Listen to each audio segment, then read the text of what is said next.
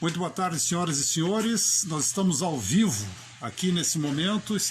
Vamos fazer uma entrevista muito importante para todas as pessoas da cidade de Dois Irmãos, região toda, que estejam conectadas conosco aqui. Nós vamos entrevistar dentro de instantes aqui o Dr. João Paulo Fischer, médico, geriatra, integrante da comunidade de Dois Irmãos, e o Dr. João Paulo Fischer vai passar informações médicas preciosas para as pessoas aqui da nossa cidade que precisam nesse momento de instruções, especialmente aquelas pessoas que se dizem consideradas grupos de risco. No mundo todo está falando isso em relação a esse coronavírus que nós temos aí no momento.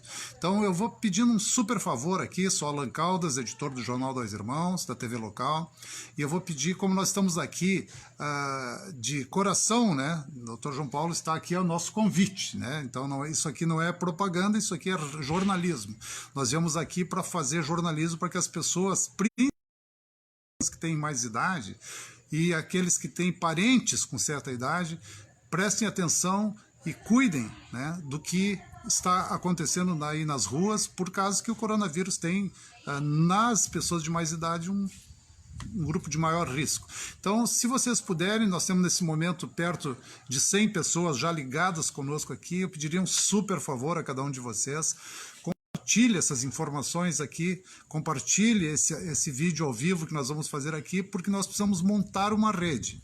Todos aqueles que têm um parente acima de 60 anos ou que estão acima de 60 anos, segurem aqui conosco e, por favor, entrem ali do ladinho e façam compartilhar. Vamos aumentar essa rede para que possamos ter o maior número possível de pessoas ouvindo conselhos objetivos e científicos de alguém que sabe das coisas, porque às vezes muitas pessoas estão seguindo o que diz a rede, a rede diz isso, a rede diz aquilo, e não são conselhos médicos, não são conselhos abalizados na questão de saúde mesmo, realmente. Então aqui o senhor e a senhora vão ouvir coisas que são realmente interessantes. Então nós estamos agora próximo de 100 pessoas. Compartilhem a rede conosco, por favor, façam um grande favor para si mesmo e para as pessoas que vocês têm aí, queridas, que vocês têm na família de vocês. A partir de agora nós vamos conversar então com o nosso prezado amigo, Dr. João Paulo Fischer, médico. Doutor, vamos fazer as apresentações de praxe aqui, né, para alguma pessoa da região aí que possa não lhe conhecer. Dr. João Paulo Fischer nasceu aonde? Porto Alegre. Porto Alegrense. Isso. E estudou? Em Porto Alegre também. Também em Porto Alegre, na URGS. Isso. Lá se graduou médico. Isso. E em que ano foi isso? 2003/2. 2003. Semestre de 2003. Segundo. Isso, início de 2004. E começou em Dois Irmãos, logo depois? Em torno de 3 anos depois. 3 anos? 2 anos, 1 ano e meio depois. 1 ano e meio. 1 ano e meio. E o que lhe levou a fazer geriatria, Dr. Paulo Fischer, João Paulo Fischer? Olha, eu sempre gostei de trabalhar com pessoas mais idosas e acho que é uma coisa importante, assim, prestarmos atenção nos nossos velhos. A população está envelhecendo de maneira significativa, né? A gente vive mais e poucos se tem feito em termos estruturais e gerais, assim, para atender essa população. E a necessidade deles para serviços de saúde só aumenta, só tende a aumentar. Eu sempre gostei de atender idosos. Que legal. Eu gostava de atender aquele idoso que vinha do interior, arrumava a barba, botava o chapéu para ser recebido lá no ambulatório do HCPA. E sempre foi uma coisa natural, assim, uma vocação mesmo. Que maravilha. E o senhor chegou em Dois Irmãos e já atuando como geriatra? Não. Eu comecei atuando no hospital primeiro, na época das irmãs. Tá todo mundo lhe mandando oi, doutor João Paulo, esse é meu médico. Tudo bem? Depois a gente vai lendo os nomes aqui, desculpa lhe atrapalhar. Eu comecei com as irmãs, na época das irmãs, depois por um tempo eu trabalhei no postão E aí depois eu comecei a trabalhar no consultório mesmo e aqui na própria clínica que a gente abriu para poder atender melhor os idosos. No Serraville. No Serraville. Aliás, hoje uma super clínica, né? Hoje, graças a Deus, nós conseguimos virar referência no processo de reabilitação de idosos para o sul do país. Aqui. Por competência, né? Então, João Paulo, o nosso foco hoje é um foco saúde, obviamente. Viemos conversar com o senhor por causa de saúde. Coronavírus, sua primeira avaliação para nós começarmos a conversar. Muito se fala de coronavírus e muito se fala no público específico que o senhor atende, que é o público da terceira idade. O que o senhor tem a nos dizer? Primeira coisa, fique em casa. Isso não é brincadeira, tem muita gente... Nós fizemos um shutdown aqui da clínica e dos nossos pacientes muito cedo. Tá? A gente já está no processo de usar máscara e de impedir as visitas há mais de 2 semanas. Tentar barrar ao máximo, né, a proibição de crianças perto de idosos, porque eles são carreadores silenciosos. Crianças, elas geralmente não dão muitos sinais que estão infectadas e carregam uma quantidade significativa de vírus. E o que a gente pode dizer nesse momento é fique em casa, porque tem que esperar passar esse momento de surto, que é o mais perigoso, onde nós não vamos ter recursos para atender a todos. E aguardar. Isso que tem que ser feito. Não é brincadeira, não é brincadeira. Não. Porque ainda tem muita gente achando que é brincadeira. Né? Ou que é exagero, né? Tem gente que acha que é exagero. Não é exagero. Eu costumo dizer que para pacientes idosos que são hipertensos ou têm qualquer tipo de comorbidade, hipertensão, diabetes, alguma doença cardiovascular, pode chegar entre 15% a 20% de mortalidade. Isso é basicamente como fazer uma roleta russa um revólver de 5 tiros na cabeça. É uma chance em 5 de morrer. Nossa. É uma mortalidade seria mais ou menos elevada. para que as pessoas entendam, 15%. A cada 100 pessoas, 15 morreriam. Morrerá. Essa é a afirmação. 15 desta população. Sim. De idosos com comorbidade. Comorbidade, quando o senhor fala, significa o quê? Só problema de câncer, circulação? Vamos ver. Câncer, problemas circulatórios como hipertensão, histórico de diabetes, doença pulmonar, e principalmente conforme a idade vai aumentando, a gravidade também aumenta.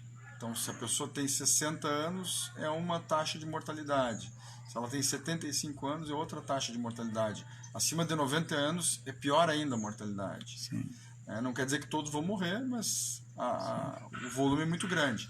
Claro que diluído na população, esses percentuais reduzem. Né? De todas as pessoas infectadas na China, de todas as pessoas infectadas na Itália, por exemplo, ali dentro dessa estatística tem os muito idosos, os saudáveis, aquelas pessoas que tiveram contato em grande quantidade, em pequena quantidade. E esses números, mesmo da população em geral, quando a gente junta todos, eles também são alarmantes. São números bastante preocupantes. Nós temos condições de tratar essas pessoas, né? Condições médicas. O problema é que nós não temos recursos físicos suficientes. Quando o senhor fala em recursos físicos, o que o senhor está dizendo? Terapia intensiva. Essas pessoas precisam de suporte ventilatório em função da gravidade da pneumonia, que essa síndrome do coronavírus costuma causar. Como é um vírus, nós não temos cura para ele. A gente tem que aguardar que o corpo monte as defesas e consiga eliminá-lo, consiga pelo menos barrar o avanço e reduzir a doença. O próprio corpo do doente é que tem que se curar. E isso em idosos e pessoas que têm mais comorbidades, outras doenças junto, são mais doentes, isso demora mais tempo ainda, então. Então essas pessoas, quando necessitam de ventilação mecânica, quando necessitam de suporte de terapia intensiva, elas precisam, às vezes, de um período muito extenso, ocupando aqueles leitos. Então, além de não termos leitos para toda essa população, quem ocupá-los vai precisar por um tempo significativamente grande. Não entra de manhã e sai de tarde. Não é uma coisa de 2, 3 dias, exato. É uma coisa que pode durar 2 semanas, até 3 semanas ou mais. E é o apelo que todos fazemos, para que se cuidem, principalmente os idosos. Existe casos Doutor de João pessoas Paulo, jovens também, né? já lhe devolvo, desculpa, lhe atrapalhei um segundinho. Né? Doutor João Paulo, quando a pessoa tem acima de 60 anos, a capacidade dela de gerar imunidade é diferente do mais jovem? Mas a gente não consegue determinar o quanto que cada um desses fatores imunológicos estão influenciando. Tem muita pesquisa em andamento e nós médicos também não sabemos direito o que está acontecendo. Tá? É muito novo. Se fala em alguns receptores próprios do organismo humano que podem facilitar, alguns remédios que a pessoa pode estar usando, tem teorias que podem afetar e facilitar a transmissão e a doença nos indivíduos que tomam. Então, nós ainda não sabemos exatamente quais são todas as variáveis envolvidas, mas a idade, sem sombra de dúvidas, é uma delas, e é uma das mais significativas. Por isso que o isolamento social é tão importante para quem é idoso. O senhor trabalha aqui na clínica, no Sarraville, diretamente com pessoas de terceira idade, né? Praticamente só de pessoas... É o seu público aqui, né, no caso. Esses públicos recebem com frequência a visita dos parentes, né, dos netos, bisnetos, né, o que lhes é uma alegria. A segregação, por exemplo, uma pergunta que o senhor como médico, dos avós ou bisavós verem os netos e bisnetos, isso não pode, num curso maior de tempo, gerar uma espécie de uma depressão, outro tipo de doença, doutor João Paulo? A gente já tem percebido que já tem gerado, principalmente naqueles idosos que são mais ativos, que gostam de sair para a rua, gostam de passear e gostam de ter uma vida social bastante movimentada, que são os idosos mais saudáveis. Isso tem afetado sim, né? Vai gerar um impacto também na saúde por um outro lado, porque a socialização e esse ir e vir faz parte do bem-estar. Do bem-estar e com certeza influencia na saúde e vai influenciar na imunidade, no resto, né?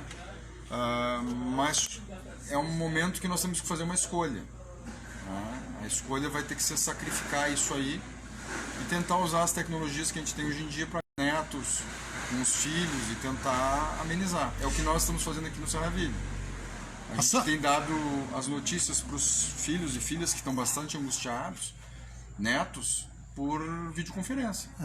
Funciona, né? Ou por telefone. Como nós estamos fazendo agora. Por exemplo, Santa Terezinha da Rosa lhe pergunta, doutor João Paulo, gostaria de saber se o uso do nebulizador ajuda. Se chegar ao ponto, não ajuda. Tá? Se chegarmos ao ponto de ter insuficiência respiratória, que é a dificuldade de respirar por causa do vírus, nebulização não vai fazer diferença. A não ser que a pessoa seja asmática e tenha já seja necessário o uso prévio do nebulizador.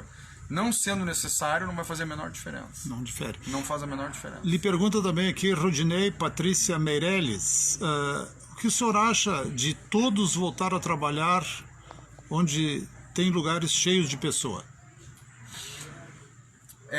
A gente tem que ver a situação do ponto de vista médico, tá? Que é o meu caso, mas tem uma questão econômica que também afeta a saúde. Se tem um dos preditores de morbidade e mortalidade que a medicina conhece há muitos anos, é a renda familiar. Se a renda familiar das pessoas cai demais, elas começam a ficar com dificuldades financeiras a ponto de ter problema para se alimentar, e no Brasil isso é uma coisa bem real, isso passa a ser um problema de saúde também, né, de saúde pública. Então a gente não pode olhar só, isso é uma opinião pessoal minha, tá? A gente não pode olhar só para a questão da pandemia do ponto de vista médico estrito, nós temos que olhar com uma visão um pouquinho mais global. A gente sabe que as pessoas não têm reservas financeiras suficientes para se manterem durante períodos que a gente necessitaria e gostaria que elas ficassem em isolamento social. Atividade econômica aos poucos. Aos poucos essas pessoas vão pegando a infecção, muitas nem vão saber que foram infectadas, porque vão ter sintomas leves, vai ser como se fosse um resfriado ou uma gripe um pouquinho mais forte, mas não vão ter nada de grave, tá? Algumas vão, mas vai ser uma quantidade bem menor. Quando essas pessoas começarem a ficar infectadas pelo coronavírus, elas vão começar a ficar imunizadas.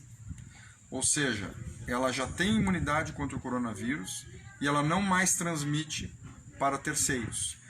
Então essa pessoa está protegida e ela protege os seus familiares também, porque já também não vai transmitir para ninguém. A gente imagina que o ponto ideal seria em torno de 60% a 75%. Quando 60% a 75% da população já tiver contraído o coronavírus, a pandemia não tem como se espalhar mais, ela desaparece. Essa é a curva. É mais em torno de 75%, é o que a gente chama de imunização do rebanho. Tá? Imunizado 75% da população, não existe mais como espalhar vírus, né? Então, a ideia é que cirurgicamente se mantenha essas pessoas isoladas e comece a aumentar gradualmente para que haja contato com o vírus, porque não existe isso de isolar, esperar passar e aí vamos todo mundo sair para a rua. Não é assim que funciona. O vírus continua, né, no nosso meio, mesmo com as pessoas isoladas, e a gente só vai resolver isso quando boa parte da comunidade tiver sido infectada. Tem que haver infecção para ver a resistência, é isso? Tem que haver. Nós não estamos tentando impedir que as pessoas fiquem infectadas, nós estamos tentando impedir a curva muito alta de infecção e gravidade. Porque tem outros fatores também envolvidos, como, por exemplo, a carga viral, né? A gente acredita que é diferente a pessoa ser infectada por uma grande quantidade de vírus de uma vez só ou por uma pequena quantidade de vírus, né? A doença que ele vai causar em mim pode ser diferente se a quantidade, a carga viral for diferente. Imagina num ambiente como a China ou a Itália, onde muitas pessoas estavam infectadas e vão entrar num ônibus, né? O indivíduo que não estava infectado, provavelmente ele tem um espirro de um, espirro de outro, ele sofre uma carga viral muito grande de várias pessoas. Isso quando tem uma epidemia descontrolada. Se acredita que esse seja um dos fatores também que podem contribuir com a gravidade da doença e velocidade de dispersão. Então, se a gente conseguir controlar isso, carga viral um pouco mais baixa, a velocidade de propagação reduzida, as pessoas que precisarem de ventilação mecânica terão acesso nos hospitais, porque eles não vão estar sobrecarregados, aos poucos a gente vai conseguir, passando pela doença, nos imunizando naturalmente contra ela e assim protegendo as pessoas que são mais suscetíveis. Nós estamos conversando com o Dr. João Paulo Fischer. Dr. João Paulo, algumas perguntas aqui bem importantes. A Luli Alves pergunta: qual seria a situação da nossa cidade? Números de pessoas infectadas, isso é possível saber tecnicamente, Dr. João Paulo? Olha, existem vários modelos matemáticos que tentam estimar o número de infectados reais pelo número de casos que tem confirmados, tá? Não é possível. As estatísticas são todas matemáticas e são inferências.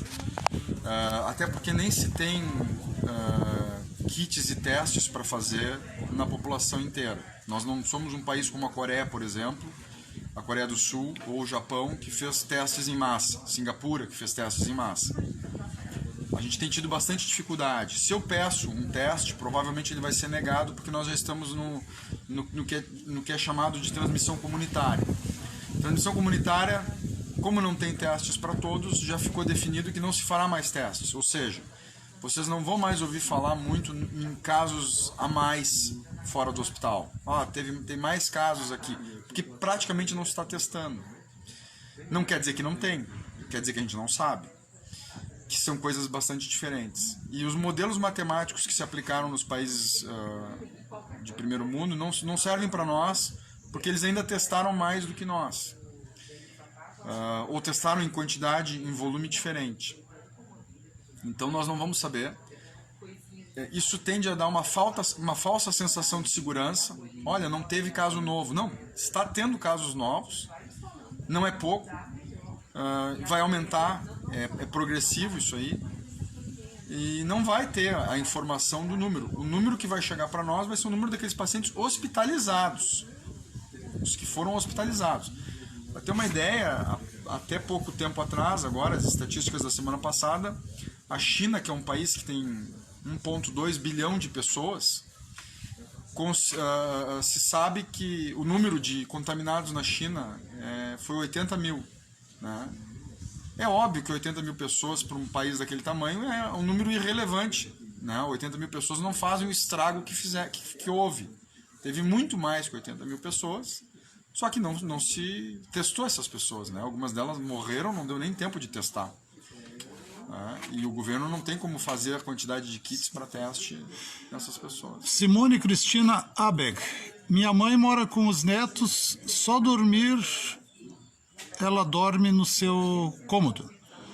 O que eu devo fazer? Ela tem 67 anos. Essas crianças têm que ficar em isolamento total, assim como ela.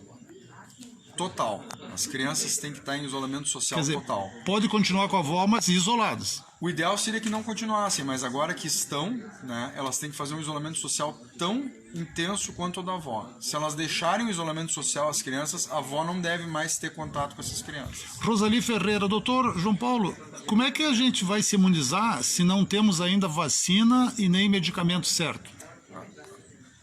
Infelizmente, só pegando a doença mesmo. A imunização vem a partir do momento que pegamos a doença. As doenças virais são assim. A gente contrai o vírus, faz a reação imunológica natural do corpo, fica por um período doente, lutando contra ele. O nosso corpo aprende como é que faz para conter aquele vírus e para destruir ele. Depois que ele aprende isso, fica a nossa memória imunológica. Nós ficamos vacinados de forma natural. As vacinas que a gente toma no posto de saúde ou na clínica de vacinação, elas tentam simular o que o vírus real faz na gente. Mas é tudo uma forma de imunização. Tudo igual. Então, João Paulo, a pessoa, por exemplo, o senhor falou no início que as pessoas que têm, quanto maior a idade, maior o risco, né? Sim. Quanto maior a idade, maior o risco. Então, o que o senhor diria, por exemplo, para pessoas de 60 anos, 70 anos, de 80 anos, de 90 anos, se Deus queira que tenha de 100 também nos ouvindo aí? O que esses devem fazer, doutor João Paulo? Vocês já passaram por muita dificuldade na vida de vocês. Essa tem que ser só mais uma, não pode ser o final dela. Vocês vão ter que aguentar o isolamento social. Tá? De preferência, não sair de casa nem para comprar comida. Peçam para que alguém traga comida. Procurem limpar e esterilizar as embalagens quando elas chegarem, porque a gente não sabe quando que o surto vai aumentar no Brasil.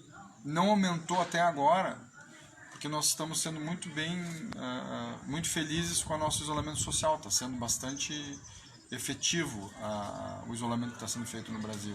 O senhor está tendo assistido aqui por um colega seu, o Dr. Jorge Alberto Pires Pereira. Oi, Jorge. Boa tarde, Alain e João Paulo. Vamos cuidar dos nossos idosos. E das crianças, né, Dr. Jorge? E das crianças, né? A Cristina Abeg, Simone Abeg lhe agradece pelo esclarecimento aqui. Cauã Potter, imunização apenas depois de pegar a doença, certo? Sim. É isso? E até o próximo vírus, porque como é um vírus de RNA, é um vírus que muta com muita facilidade, provavelmente ele pode sofrer novas mutações no futuro, assim como o H1N1. Se conseguir vacina para esse vírus, que é difícil porque é um vírus de RNA, é um tipo de mecanismo de viral difícil de acharmos uma vacina para ele.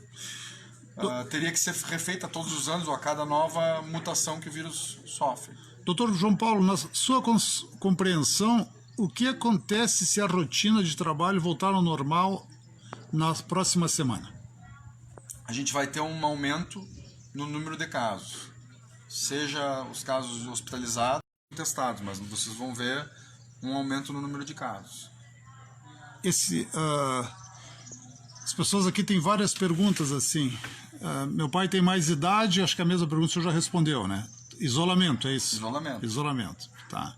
Nós vemos hoje muitas pessoas de 70 anos rígidas, né, doutor João Paulo? Sim. Segue o mesmo ritmo para elas? Segue. Pessoas firmes também? Segue. Mesmo esses têm problema? Tem problema. Também? Segue sim.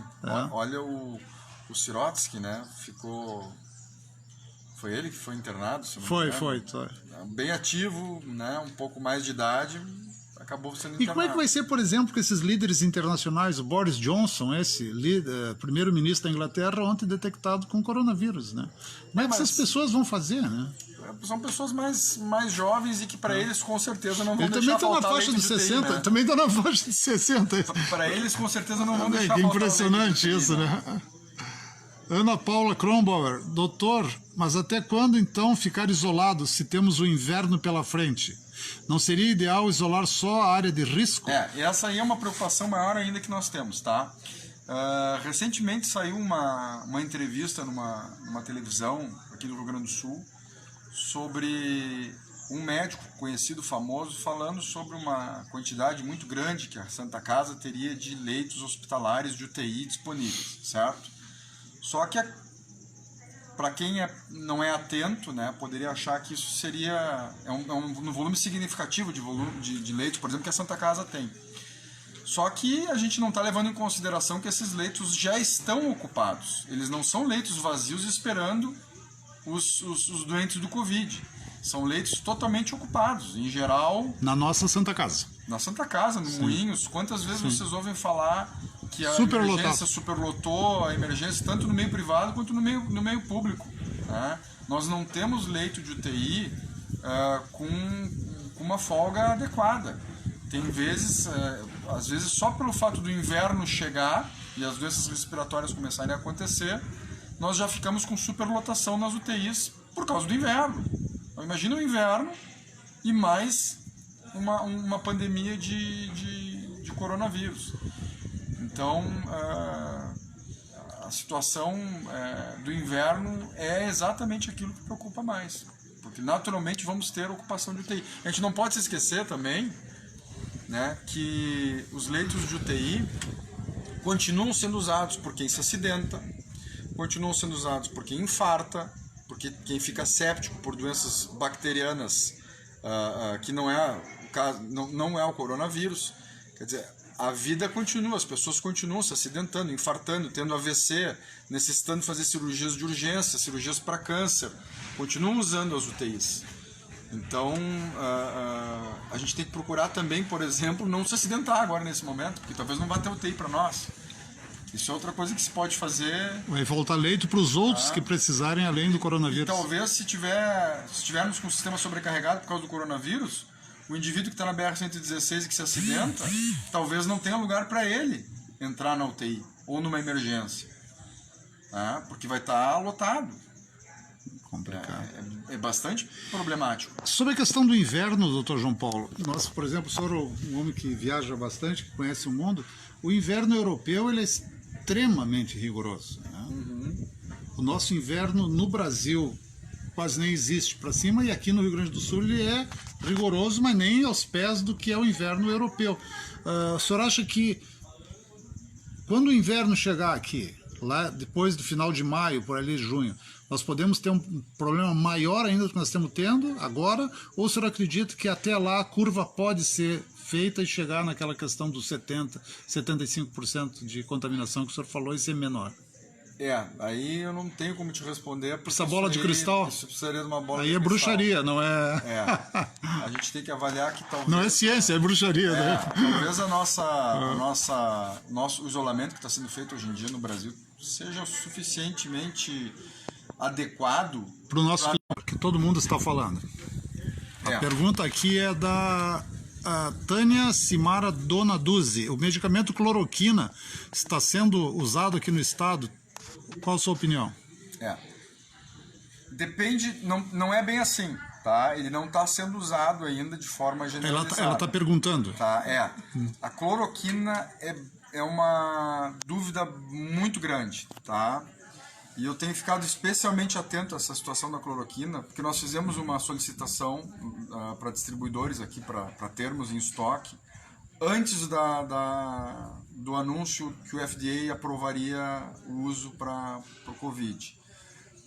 O problema o FDA é a Anvisa deles, a Anvisa dos Estados Unidos. Isso. O Brasil, assim, por exemplo, o Hospital Moinhos de Vento não tem no seu protocolo, tá, o uso de cloroquina. Só em casos isolados específicos. O Hospital Albert Einstein, segundo eu fui informado, também não tem no seu protocolo. O Hospital Mãe de Deus tem no seu protocolo. Então existe uma falta de consenso até entre os serviços hospitalares. Existem pessoas com muito bons argumentos contra a utilização da cloroquina, em função de possíveis efeitos colaterais graves cardíacos. Ela é uma medicação que pode dar uma alteração elétrica no coração, então ela não deve ser usada por pessoas sem a prescrição médica, né? Houve caso de morte nos Estados Unidos porque usaram fosfato de cloroquina, que é mais tóxico ainda, no intuito de se proteger. As pessoas tomaram aquilo como se fosse um remédio convencional e não era, morreram por causa do uso da cloroquina. A cloroquina que a gente tem aqui no Brasil é a hidroxicloroquina, que ela é muito mais isenta de efeitos, ela é muito mais amena para efeitos colaterais, mas ela também não é isenta. Ela pode dar alguns problemas cardíacos, então as pessoas não devem usar. E não tem consenso médico, né? O que a gente sabe? Também não deu tempo de fazer os consensos médicos. Na Coreia do Sul, que é um país de primeiro mundo, bastante forte na linha de pesquisa e com os cuidados, com devido rigor científico, a força-tarefa da Coreia do Sul está preconizando o uso em sintomas moderados da hidroxicloroquina. Sintomas moderados já é para usar a hidroxicloroquina. A China também, a força-tarefa da China também preconiza o uso da hidroxicloroquina. Quer dizer, são países que estavam até pouco tempo atrás no olho do furacão, eles preconizam o uso. Os Estados Unidos têm uma questão política que envolveu um pouco essa história da hidroxicloroquina, não tem um suporte da comunidade científica. Uma coisa é o presidente norte-americano dizer isso, outra coisa são as entidades que fazem ciência, que fazem medicina e que criam a tecnologia médica dizerem que realmente é para usar. Isso não está acontecendo. Então, quer dizer, foi mais um anúncio político, no caso. O anúncio foi político, tá? Realmente a cloroquina pode ter um espaço significativo. A minha opinião pessoal é que se nós não temos o que fazer, se nós chegarmos num ponto onde eu tenho idosos, por exemplo, aqui na clínica, e eu não vou ter UTI se eu precisar, tá? A minha opinião pessoal é que talvez devêssemos usar. Sim. Tá? Porque não teria outro recurso. Agora, se não chegarmos nesse ponto, não é assim, não é isso que deve ser usado. Mas é bem controverso, e o maior exemplo que eu posso dar para vocês é isso. O Mãe de Deus não tem a cloroquina como protocolo, faz parte do protocolo do hospital, e o Moinhos de Vento e o Albert Einstein não tem. Que impressionante. Nem os médicos, nem os cientistas se entendem no negócio. Não, né? não tem um consenso. Então, o que significa que tem que trabalhar com certo cuidado, né? Mas também não podemos esperar. Sendo o último risco, sendo o último caso, vai esse. Maristela Rodrigues Áureo Agostini. Adianta isolar as áreas de risco se quem vai trabalhar para trazer o necessário para a família pode infectar os casos de risco que estão em casa em isolamento? Como é que se vai resolver essa equação? Está perguntando aqui a Maristela Rodrigues. Se eles estão entrando em contato, né, se essas pessoas de alto risco estão entrando em contato com outras, elas não estão em isolamento social, não está havendo isolamento. O isolamento é total, elas não podem ter contato com outras pessoas que estão saindo e tendo contato na rua, ou que vão para qualquer tipo de interação social. Aí não é isolamento. Joana Maria pergunta, doutor, o Brasil teria estrutura para isolar tantas pessoas e ainda assim continuar todo mundo se alimentando? É uma pergunta. Nenhum país tem estrutura. Né? Tem bastante estudos norte-americanos mostrando que nos Estados Unidos, que é um país muito mais rico do que o nosso, eles também não têm. Estou dizendo que vão gastar 3% do PIB americano. Tem um estudo muito bom da JP Morgan mostrando o impacto econômico da paralisação por causa do isolamento social nos Estados Unidos. E dependendo, eles inclusive plotaram pelo tipo de serviço, quer dizer, aquele trabalhador da indústria, o trabalhador do comércio, o trabalhador varejista. Eles fizeram uma plotagem de quanto tempo, em média, cada um desses setores, o autônomo, consegue sobreviver sem trabalhar, sem produzir e ganhar. E os dados que saíram assim são bastante preocupantes. Ficou muito incrível o gráfico, né? Não dá um mês. Ficou incrível o gráfico ali. Ficou incrível o gráfico ali. Não dá um mês, as pessoas não conseguem sobreviver um mês. E a gente está falando isso num país que é altamente monetarizado, o sistema bancário é fortíssimo, não é o nosso caso. No nosso caso tem muitas pessoas que nem conta bancária não tem, quer dizer, não tem nem como pedir um empréstimo ou usar o cheque especial porque não tem banco. Como é que essa pessoa vai fazer para comer, para se alimentar? E ainda tivemos uma denúncia agora aqui, feita pelo presidente das indústrias, Sindicato das Indústrias, Vicente Bender, de que nessas últimas semanas os bancos não só não estão fomentando a sociedade pelo que ela precisaria nesse momento de apoio, como ainda aumentaram as taxas de serviço, né? Isso é um absurdo. Quer dizer, então nós temos um país do absurdo dos absurdos, né? Doutor, nós tivemos casos de SARS, de outras gripe aviária, de tudo, e não tivemos toda essa, aspas, quase que loucura que nós estamos tendo agora de isolar todo mundo. Por que nos outros não se tinha essas coisas e agora se tem, doutor? O que o senhor acha que é? Olha, a SARS aconteceu na China também, na província de Cantão, lá, uma região ao sul da China. Ela também é proveniente do coronavírus. Se acredita que seja um vírus originalmente do morcego, né? E já tem estudos anteriores, de anos atrás, que já previam que isso que está acontecendo agora aconteceria, né? Então, para uma boa parcela de pesquisadores, isso não é novidade. A novidade é que esse vírus é extremamente agressivo. Ele tem muito grande de ser transmitido. A transmissibilidade dele é muito grande. E ele tem uma virulência também maior do que a SARS. Mas ele é um vírus irmão. É o mesmo coronavírus que criou a SARS na Ásia há 17, 19, 18 anos atrás. Se atribui muito isso aos mercados de animais selvagens na China.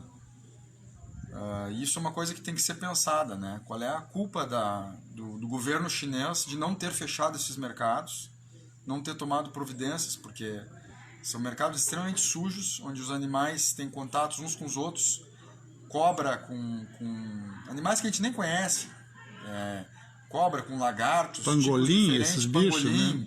Tipos morcego, de morcegos e uns tipos de macacos. Eles ficam todos vivos no mesmo ambiente, se transmitindo doenças e transmitindo para os seres humanos, urinando uns nos outros, sangue, nos corpos se infectando ali.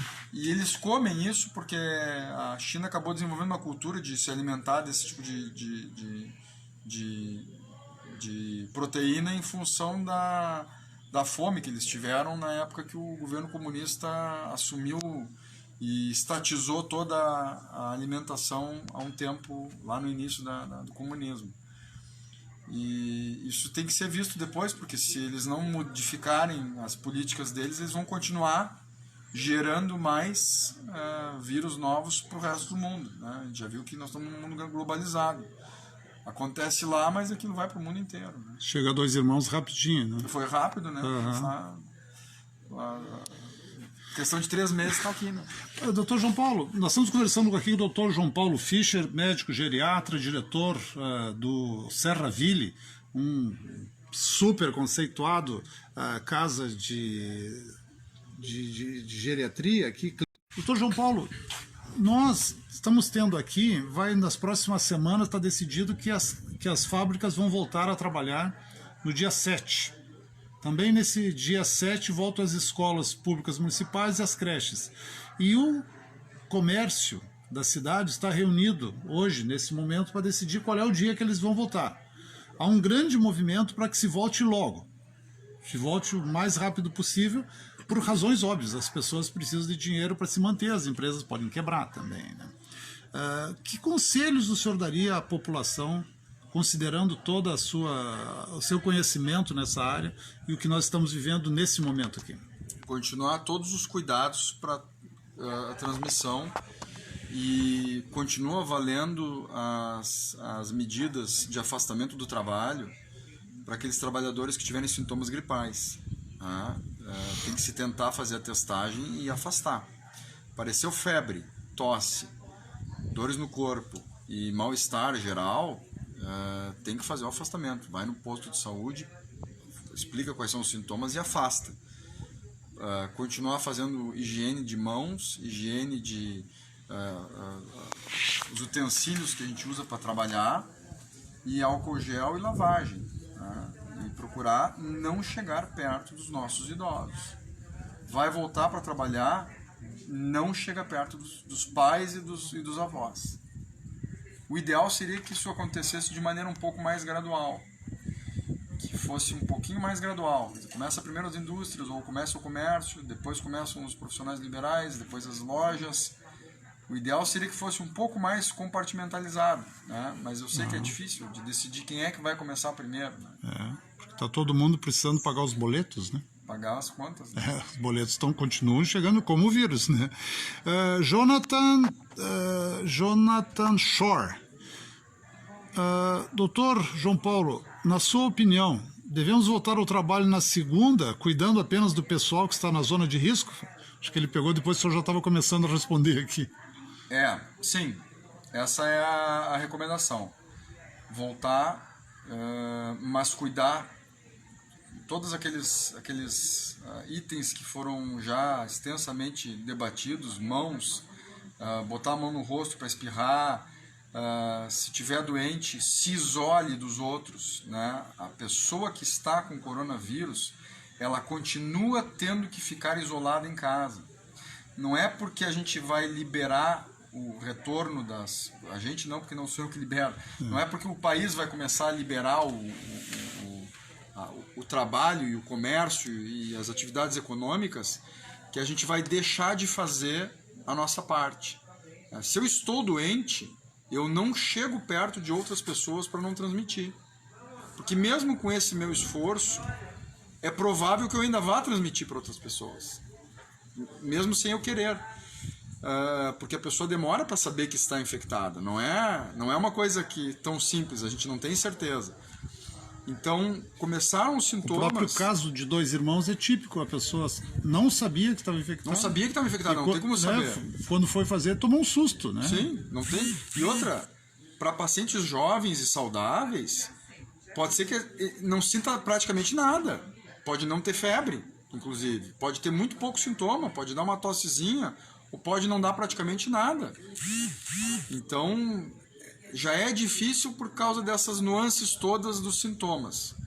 Ainda por cima, se nós não tivermos a cooperação de quem está doente ficar em casa, aí vai ser bastante problemático. Tem uma pessoa em casa... casa... Mesmo aquele profissional liberal que depende do seu trabalho para trabalhar, para receber, ele não vai poder ficar afastado recebendo do INSS ou da sua empresa, pessoas normais. Mas a pessoa que está com febre deve se isolar. Fica num quarto, tá? Um quarto com banheiro, uma peça da casa, e procura ficar vivendo naquela peça. Temos vários exemplos em países de primeiro mundo de pessoas vivendo em quartos que a família entrega um prato de comida, bate na porta, sai, a pessoa pega. Que loucura, vai. Se a pessoa estiver doente, é isso que deveria fazer. Se tiver velhos em casa, então, pessoas idosas, aí a coisa deveria ser mais rígida ainda. Boa tarde, sou Marlise Rinker, moro em Santa Maria do Herval, tenho uma dúvida, eu tomo fenetoína e fenobarbital, corro algum risco? Não, isso são medicamentos antiepiléticos, não se sabe nada a respeito desses remédios, pelo menos eu não sei, nunca ouvi falar, que isso pudesse dar qualquer problema. Né? Carmen... E a epilepsia em si também não é fator de risco. Não é fator de risco. Carmen Raminger, temos uma questão muito complicada. Se hoje estamos em quarentena, os números não param de crescer, então Não será o caos quando as crianças voltarem às escolas pela manhã e à tarde vão ficar com os avós, pois os pais estão trabalhando? As crianças não deveriam ficar com os avós. Os avós não devem ficar com crianças que têm contato escolar. O único caso indicado de uma criança ficar com um idoso é se ela também estiver no isolamento total e completo, social, a criança, né? Vamos repetir quantas vezes forem necessários. Os idosos têm que ficar em isolamento social. É o isolamento social cirúrgico, né? Nós temos que afastar as pessoas que são potencialmente vítimas fatais. São os idosos. As crianças dificilmente vão morrer por causa do coronavírus. Doutor, e quando elas voltarem, vamos supor, se isola os idosos, né? E aí o vírus entrou. E quando os idosos voltarem, daqui a 2 semanas, o que acontece daí? Mas a gente não acredita que o coronavírus vai estar amenizado em 2 semanas. Sim, vamos supor, falando em meses. Vamos falar em meses, né? Nós podemos estar falando em meses. Mas o idoso está no isolamento. E quando ele sair, ele volta. Ele ainda vai estar sob o risco de qualquer forma, né? Ninguém vai saber essa resposta, mas a gente sabe que se a gente tiver, se nós tivéssemos uma capacidade teórica de isolar completamente essas pessoas e desisolá-las, quer dizer, tirá-las do isolamento, depois que 75% da população já estivesse sido infectada, já tivesse imunizada, elas estariam seguras. Porque não teria mais a transmissão do vírus. Seria eventualmente um que outro, muito esporádico, e aí seria simples de cuidar desses que ainda terão coronavírus. Bela explicação, bravíssimo. Mas isso é uma teoria que é impossível de ser elaborada. Né? Adriana Pontes, uma dúvida, doutor. Tem várias pessoas acima de 50 anos trabalhando em fábrica. Como fazemos se o sapato passa pela mão de várias pessoas trabalhando um ao lado do outro? Como fica isso? Não tem o que fazer. As pessoas têm que ficar cientes de que se estiverem doentes não vão trabalhar para que não passe para as outras. É o final. É isso aí. Doutor João Paulo, acho que está de bom tamanho, né? A nossa entrevista aqui com o senhor, né? Quero fazer um super agradecimento ao nosso querido doutor João Paulo aqui, nos recebeu muito bem aqui na sua maravilhosa clínica de reabilitação Serraville, né? E lhe agradecer pelas palavras técnicas, né, muito bem feitas, né, e que certamente levaram para todas as pessoas que nos assistiram aqui um alento, um esclarecimento, mesmo que uma dúvida e um medo, mas ainda assim é um medo com valor técnico, né? Eu insisto nisso porque muitas pessoas seguem atualmente o doutor WhatsApp, né, ou o doutor Facebook, né, e acabam se aconselhando medicamente, patologicamente com as pessoas que estão mandando às vezes mensagens falsas por ali, né? Então é muito importante ter pessoas como o senhor, muito importante pessoa como o senhor nos dando esclarecimento. Tem uma pessoa que diz, o Ronaldo Rodrigues, não leste a minha pergunta. Ronaldo, eu não consigo as perguntas de todo mundo aqui, mas deixa eu ver qual era a pergunta do Ronaldo, que se o Dr. João Paulo conseguir Ronaldo Rodrigues. Li hoje em um jornal de uma equipe de pesquisas que uma equipe de pesquisa da Itália estaria chegando a uma conclusão a respeito do novo coronavírus, de que as principais mortes no país estariam se dando por falta de vitamina D, que aumenta em muito a autoimunidade do nosso organismo, e de que num primeiro momento o tratamento seria à base de vitamina D. Tem alguma procedência? Pergunta o Ronaldo Rodrigues. Olha, não ouvi falar nada sobre isso, tá? Acho muito improvável que vitamina D consiga fazer qualquer tipo de efeito num problema como o coronavírus. Isso me parece que não deve ser real. Doutor WhatsApp e doutor Facebook. Não parece ser real isso aí. Doutor João Paulo, muito obrigado. Suas últimas palavras aqui como aconselhamento para a população de Dois Irmãos, que lhe quer tanto bem. Cuidem dos nossos idosos.